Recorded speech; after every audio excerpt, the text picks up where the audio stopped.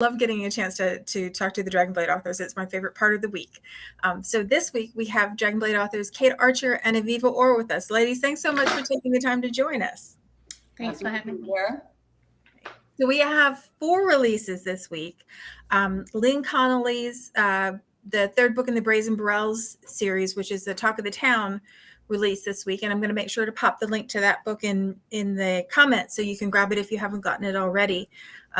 That's the one about the sisters, and it looks lovely, and the covers for that one are beautiful. They're like all black and pink and Parisian looking. So yeah, but I'll make sure that you guys have access to that one. And then the next release we had this week was Aviva's book, and it's Love and Vengeance. And that's just like, that's vengeance is not it's a loaded word. It's not a it's not a fuzzy bunny word. And that's the second book in the Love and Literature series. Yes. Can you tell us a little bit about the book?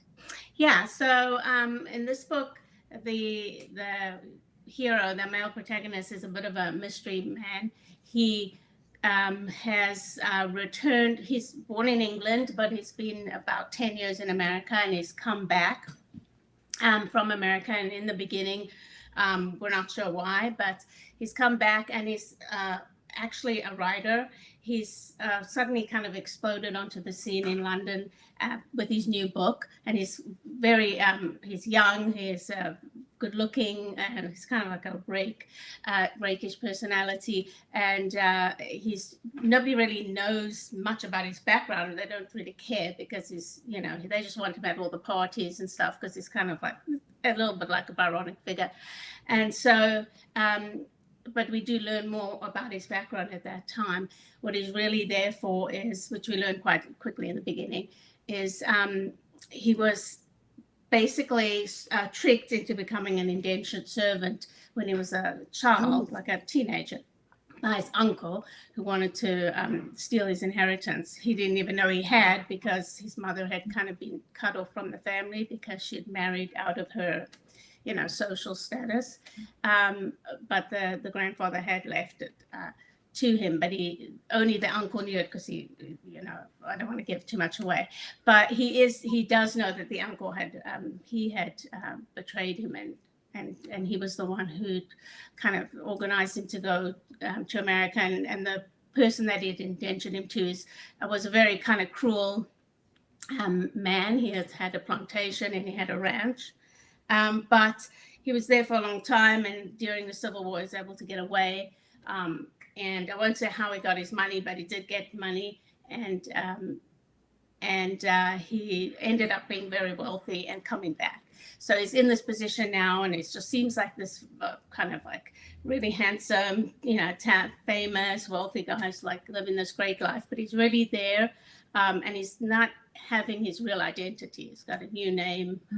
Obviously, he looks totally different because he was a child, like a very young teenager when he, not a very young, he was about 16 when he left. And, now he's about 27. So he's got a new identity, everything.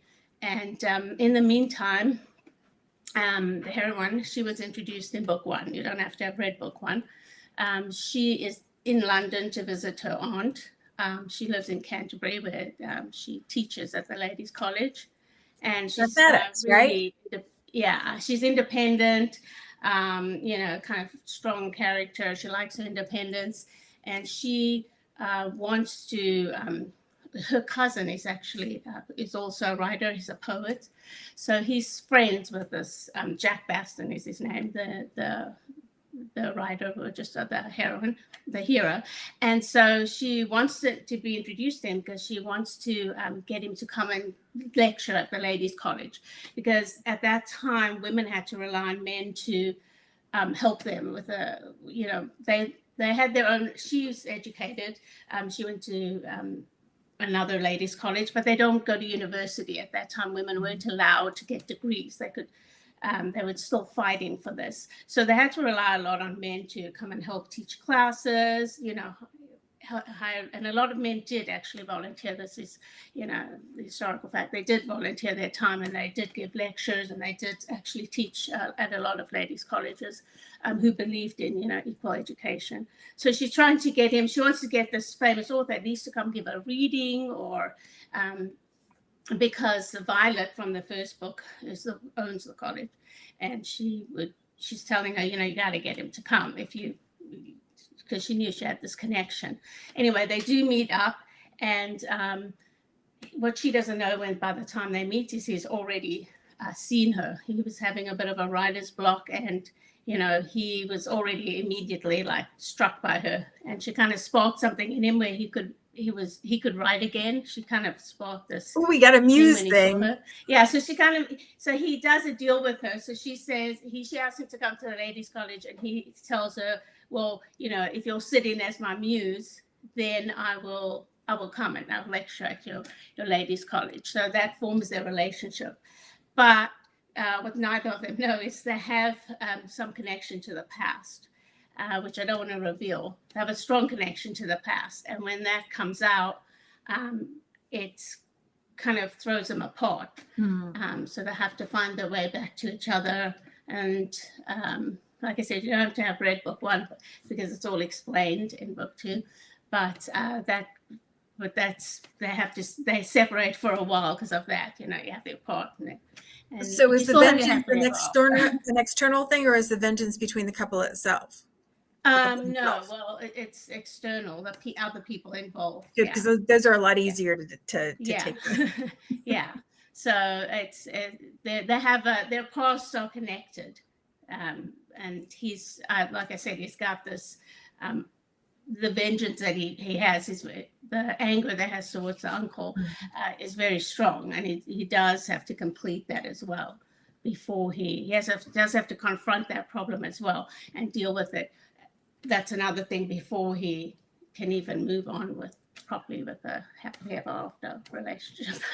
Yeah, so there's a lot of different kind of twists and turns in it.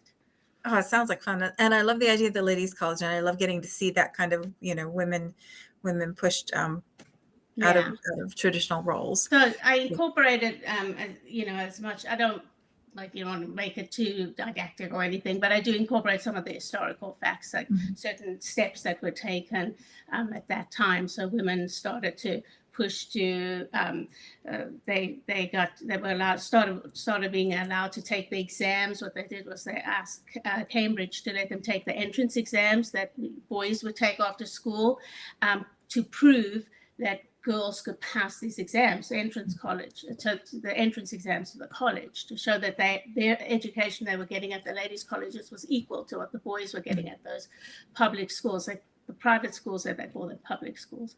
So, and that's how they proved that they could pass those exams, but still took many years before they were allowed in. Yeah, so the different colleges let them in at different times. I think with Cambridge, it was only in the 1940s or something.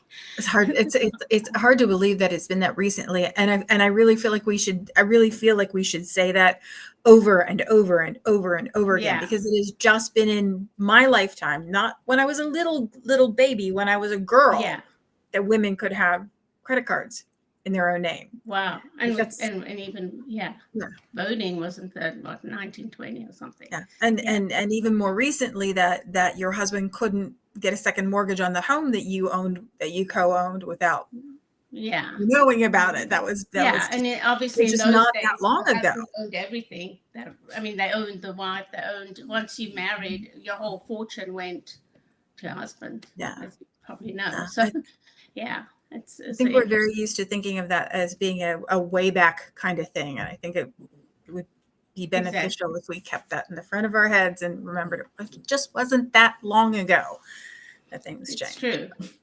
Yeah, it's been a long battle. Is there one more book in the series, or two more? Yeah, there's one more coming up as well, which will also deal with the ladies' college. Oh, wonderful. And all the characters are, again, they won't be main characters, but you'll kind of see them again in each of the books. So I love that when you get to see the characters over and over again. I like seeing after they've fallen in love and you get to watch their lives continue as I enjoy secondary. reading it back too, and having that kind of like the readers can see kind of a little bit about what happened. Yeah. They're still happy, and everything, their kids and things like that. Cements it in your head that way. Well, Yeah. awesome. Well, that sounds like a lot of fun. Yeah, I actually really enjoyed writing the book. It's a lot of fun, this book to write. And that's part of the Love and Literature series. Trying And to go outside. oh, puppy or cat?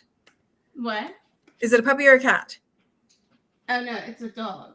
Okay, because like I'm always looking for whoever's going to visit. Maeve's cat sometimes will walk in front of her, and it's No, he like just Mia wants to has lots go of for me to puppies, open the and door. so. That's why he's crying right now. I'm gonna just open the door for him. I'll back in a second. So the next book that we had that released this week was Alexa Aston's, and it is the fourth book in the Suddenly the Duke series, and it's Designs on the Duke. And this one, all of this whole series has been kind of fun because all the heroines have had kind of a craftsmanship component. We got to see an artist.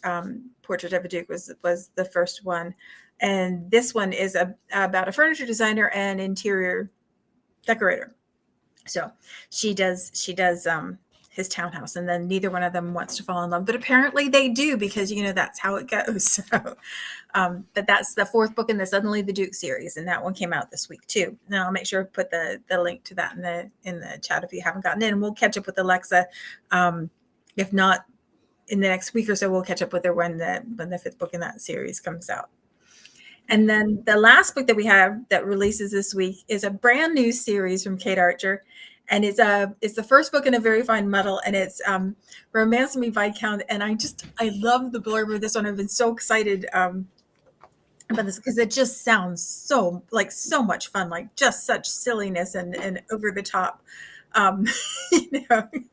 She wants a man to fall in love with her who's willing to duel. That's kind of a lot.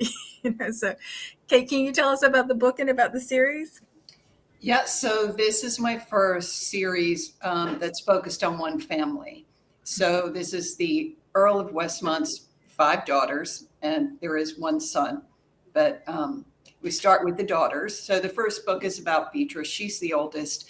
They have been raised by what they call her their aunt. She's really a very distant relation of the Earl's, because when his wife died, he really couldn't find anyone to take on 5 young girls. Yeah, that's a lot. She had her own reasons for, she was sort of drifting around the continent. Nobody really knows what she was doing there. I know what she was doing there, and it'll come out in the last book. But it's not clear, but she has a lot of stories about what she was doing there. And they're all very ridiculously improbable romances where, she almost gets married, but then this love of her life accidentally dies or kills himself or something through a mistake. I mean, they're just stupid stories, but the girls have been raised on this. This is their idea of romance. And they have a neighbor, Viscount Van Doren, who is the sensible one, who has been trying to talk sense into them and not having very much luck with it. When they were younger, Beatrice had a mad crush on him because he's really Mr. Bossy Pants. And she loved that when she was 10, and now she doesn't love it. So they're always sort of, at loggerheads with each other. So they go to town. Beatrice has a very long list of requirements, none of which any man could ever meet. But this is what they think about love. And so this is her journey to sort of find the real love of her life. And it's not, she certainly has to reshape her thinking a little bit, but so does he. Mm-hmm. So does the Viscount, because he really is a bossy pants, and he really doesn't have very much romance to him. So he does a lot of changing too. And it is over the top. It's really rom-com. I just thought, once I thought of the aunt and how crazy she was, I thought, all right, I know where I'm going to go with this. It's like Regency Dharma and Greg. I'm sorry? It's like Regency Dharma and Greg. Yeah. That kind of over the top, completely romantic and pragmatic hero. So, it's a childhood friends, enemies to lovers. Mm-hmm. Kind of thing. And then there's certain things that are built into each of the books. So we always start with their journey from home to town, because that is always disastrous.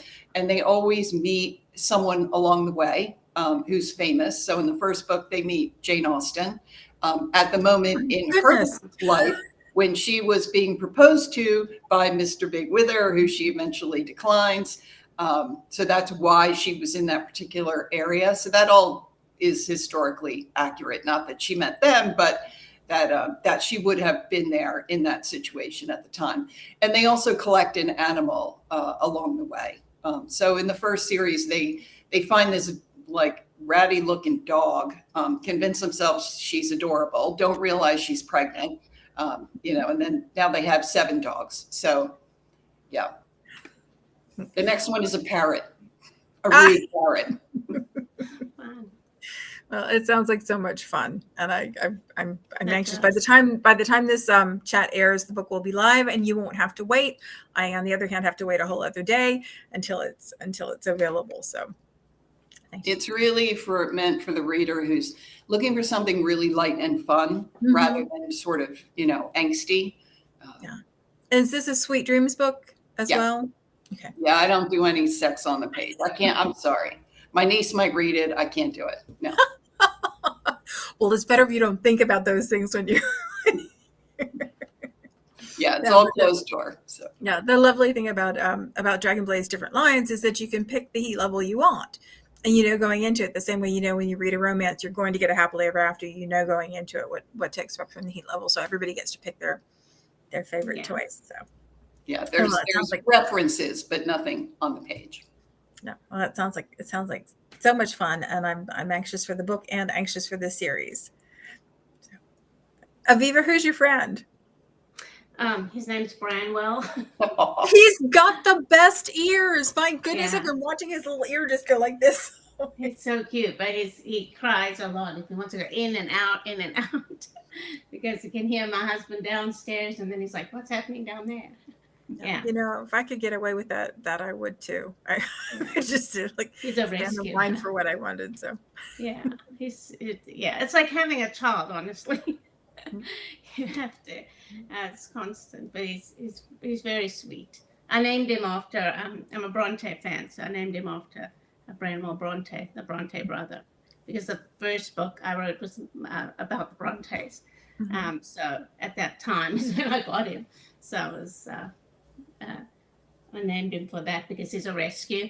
It was kind of like Branwell Bronte is kind of the forgotten brother of the Brontes, and he was left behind in a house. Somebody left him. They moved out and just left him. So oh my goodness. yeah, but that was many years ago. Now he's very spoiled. Well, Yeah. that's as he And should loved. be. Yeah, he's adorable. So we've talked about I know, Kate, we've talked about writing before and your writing rituals, and I have every time I have a little grouch about having to write on the weekends, I think Kate does it every weekend and she writes all day and you can just get over yourself. So I have that conversation with myself quite regularly. But I was curious, Aviva, if you wanted to talk a little bit about your writing process, and if we could talk a little bit about It's, how you guys yeah, told your I'm stories. just a pantser, so I might have an idea in the beginning. I think I had to write the proposals for Dragonblade, which was quite a shock. That was the most I did, was the proposal. And then everything else just comes as I write. There's no other way I can do it. I've tried to plan everything. I've got all those. No, I can't. It's just because I might plan it, this tiny a skeleton of it, but usually I won't, because everything will change as I'm writing. I don't know, but for me, writing just gets more ideas. So the more I write this, the story comes along.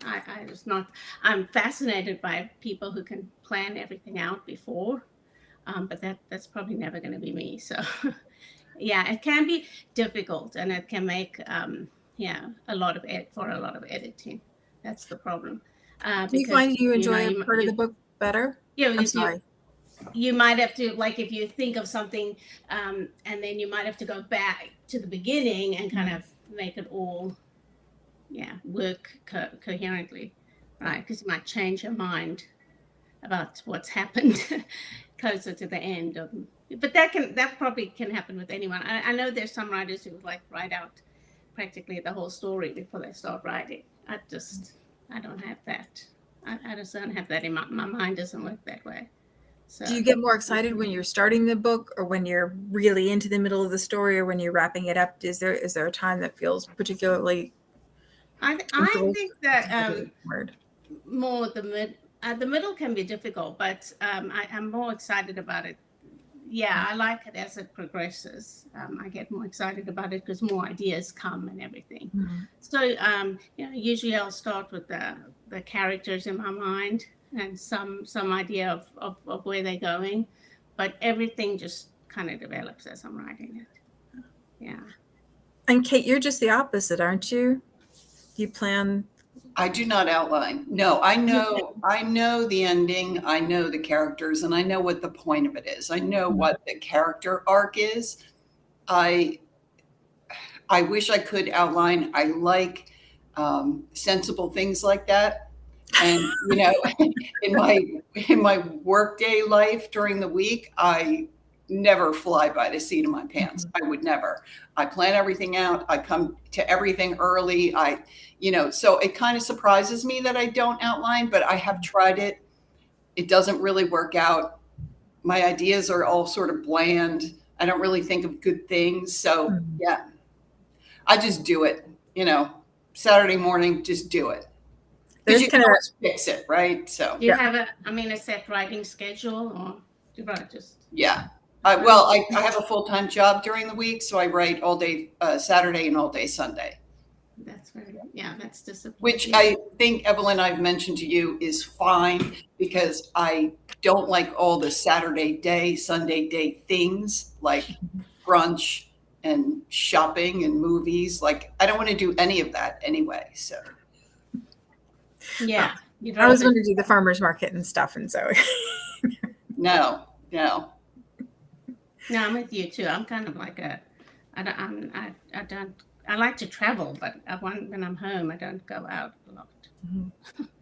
And sometimes in California, it's too hot to even go out. And I like the cooler weather too. So it would be nice though. Like when I talk to authors who outline, Emily Murdoch is a huge outliner, and I think Alexa does a fair bit of outlining too. It would be nice to not have that kind of flailing about feeling that I think you get when you're trying to find your way into this story. You have some idea of where your touch points are, and you're moving towards it, but you don't know exactly how to get there. And it does what Kate, when you said a sensible way of doing it, it does feel like a really, like, come on, man, there's a more efficient way to get to this place than the all around the mulberry bush. But I also think that there's something about that discovery part too that I really like, that I think people out, and I probably still have that. I mean, I wish I could, but I've tried. I really have tried to do it that way, but it doesn't. I think for me, what an outline takes away is sort of the spontaneity and weirdness of the plot. And I also think going forward that the more unpredictable your plots are, the better you'll be able to differentiate yourself from AI generated content. Yeah. At least for now. I mean, sooner or later, AI will get good enough to do that too. But I do think one of the things about AI, because it's coming, and there's it's here, but I know that for myself, there are certain authors that I just read the authors because they're my authors.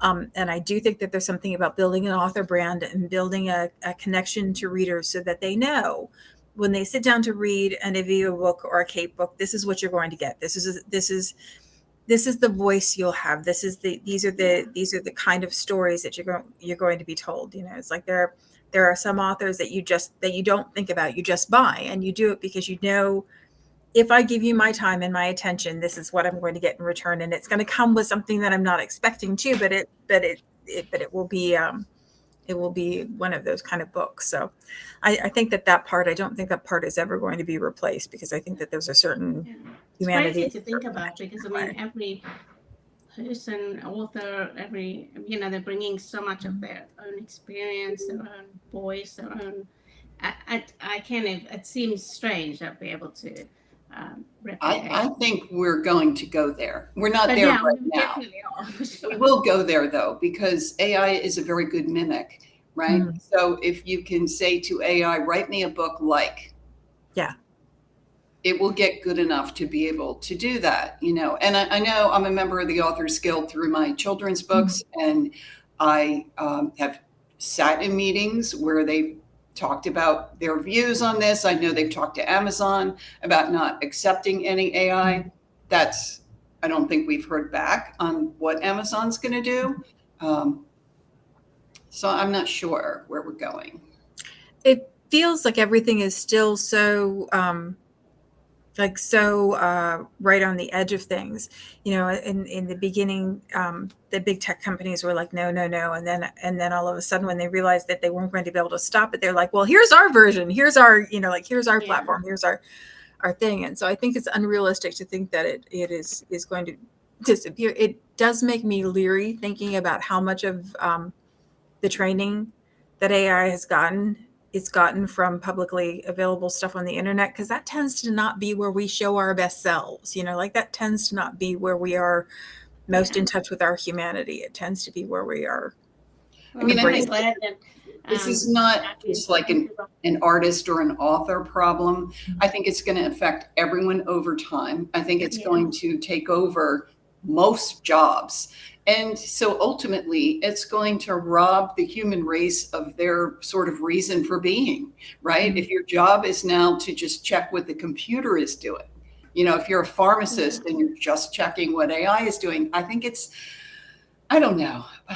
You know, I was just going to say, I mean, I take pride in my books. I've worked hard, and you know, when you see the finished product, you know all the effort you put into it, and yeah, it's mine. Whether, you know, whatever, you know, human beings need to accomplish things. So I don't think I would feel like, I don't know how you're right. Like it would rob you kind of your purpose if it's just something that if you can just tell the computer to do it.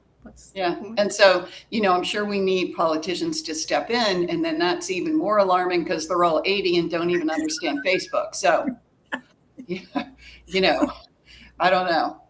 This year, next time, this might be a different conversation. Who knows? Right. Yeah. Well, I think the guarantee, I think the one guarantee is that it will be a different conversation because it's moving so quickly. And in the author and artist community, which we deal with cover designs and things like that, it is a very polarizing issue too. You know, there are people who are willing to embrace it and people who are willing to not want to even talk about it at all. And we tend to fall on the further end of that, you know, scale. But I don't think any of us is going to have the luxury of not having to deal with it in some capacity. But until that time. Yeah, that was cheerful. Yay. Until that time, because there's some really fun books out written by some really fun women this weekend. So, yeah. And one of the reasons that we do these talks is so that readers have a chance to connect with you all. It's not just so I have a chance to connect with you, although, you know, that's true too. But it's so that readers have a chance to connect with you and get to know you and see glimpses inside your minds and your lives and and meet your puppy dogs and get connected to you and connected to your books. So that we are always the promise we make to the reader is really important. I think it's fundamental to romance authors. And it's fundamental to authors in general, but I think it's fundamental to romance authors that we're going to make a promise to you that if you give us your time, we're going to give you this story with a satisfying resolution. We are not going to have somebody killed by a log truck at the end that you've just gotten attached to. You're going to like, we may take you on a journey, but you're going to get to the end and there will be a satisfying resolution. So we have 4 books this week with satisfying resolutions and all different stories from all different minds and all different voices. And we are excited to have you read them all. Ladies, it was a delight to talk to you. I appreciate you taking the time to do this. And I'm going to make sure that I put the books in the comments so that you can get them if you haven't read them already. I'm super excited, Aviva, about the continuation of the women's college thing, because I think that's such an interesting thing to read about, and also an important thing for us to kind of keep in the front of our minds. And Kate, I Yeah. can't wait when she's talking about wanting him to pull his hair. I'm like, okay, you know, she wants a Van Gogh kind of love. Let's go. You know, it's like, Yeah. Yeah, Beatrice wants big love. yeah, but a big kind of scary, crazy love. So, Mhm. well, ladies, thanks again for taking the time to talk to us. I really do appreciate it. Thanks, Thanks for Evelyn. having us. Okay. And we'll be back next week at the same time. Thanks. Bye.